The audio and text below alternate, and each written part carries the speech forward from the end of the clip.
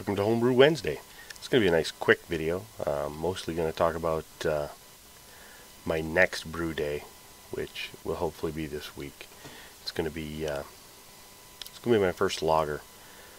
It's also going to be the first one where I have did all of the grinding of all of the grains in the grist myself here with my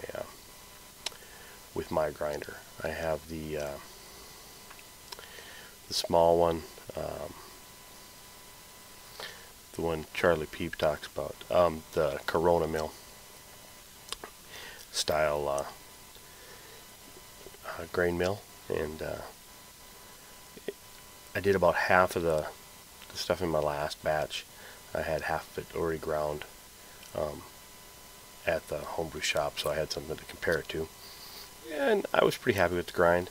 The efficiency seemed okay in that batch, so we're going to give that a try. It's going to be a pretty light lager. It's going to be about a 10-pound grist. It's going to be about 8 pounds of 2-row and 2 pounds of rice. It's going to be Willamette for hops, and 3070 for lager yeast, I think. I have to look again, but a safe ale, or a safe lager yeast. Right now, my biggest concern is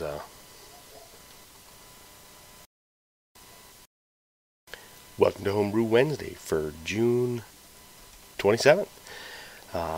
Just a quick video today.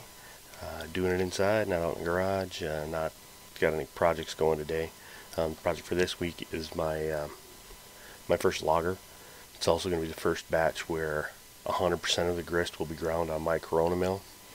I did probably a third of the grind for my last batch on my mill. I was reasonably happy with the grind and the efficiency, so we'll see how it goes.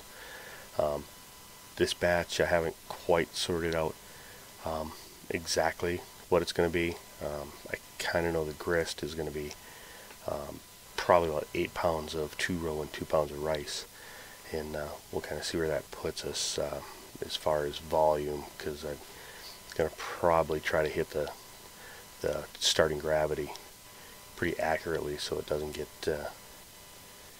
too big, and so I'll kind of keep track and go as I go. My biggest concern this week was I was going to start it, but my propane tank feels kind of light, and I don't know what I would do if I started my hour-long boil and ran out, because that'd be at least a full 20 minutes for me to disconnect it, get it loaded up, get down, get it filled or replaced, and get it back.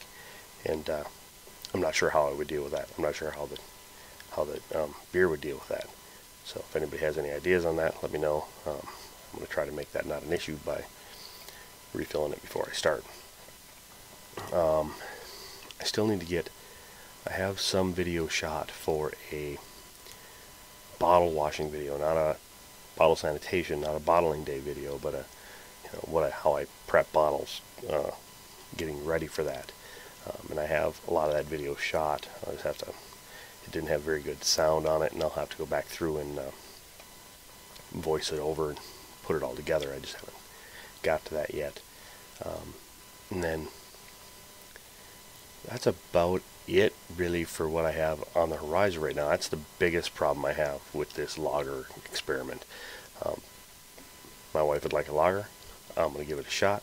We'll see how it goes. But it takes up my pipeline. Is pretty well stuffed. I have the one mini fridge. It fits one fermenter in it, and that's pretty much, especially right now, my temperatures here, my ambient temperatures are all over the map. It's pretty much the only way I'm going to get my beer done is in there. And so until I come up with a bigger chest freezer, or a different way to do it, one is all I get. Not that it would matter. It's going to be at a pretty, it's going to be lagery temperatures for most of the time, so it's not going to really, I wouldn't be able to put another one in there anyway unless I was also lagering that one. And so Coming out the other end of that, I'll probably have some fast and furious stuff, trying to get some stuff done. For me, I'd like to get, I need another batch of my stout to be done. Came out fairly well this time. I need to get a full batch of it put away so that it can have a chance to actually age and get to where it needs to be. The mutt ale that I've been working on for deer season, which is November, that's coming awful fast, and I need to get that fine-tuned, and then I probably need about a double batch of that to be bottled, because I won't be ready to do kegging by then, and so we'll see where I'm at. But so that's kind of what's going on there. The last batch that I bottled on the 21st, so it's, you know, a week in the bottles tomorrow, but it's come along nicely. I'm very happy with it. It's gonna settle a little bit. I'm probably gonna lose a little bit of the hop side of it as it mellows a bit, but I'm pretty pleased with where that one is, and so I'll probably repeat that one, but that's probably third in line right now, and so my line is getting pretty big. Just a big shout out to the whole 17 crew and everything going on there. New website coming up. It's 17brewcrew.com. Gav's putting in, Hoppy Brewer UK is putting in a lot of work there. Been trying to do at least a one weekly cast on JTV, Forward Slash Music and Beer. That's going pretty well. Been getting some people showing up, been having a good time there. Some music, some beer talk. It's gone very well. Reasonably overwhelmed with the support from the community there. Shout out to all of those folks as well.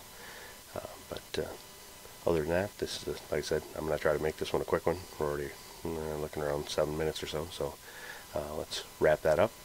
Call that Happy Homebrew Wednesday. Cheers. 17.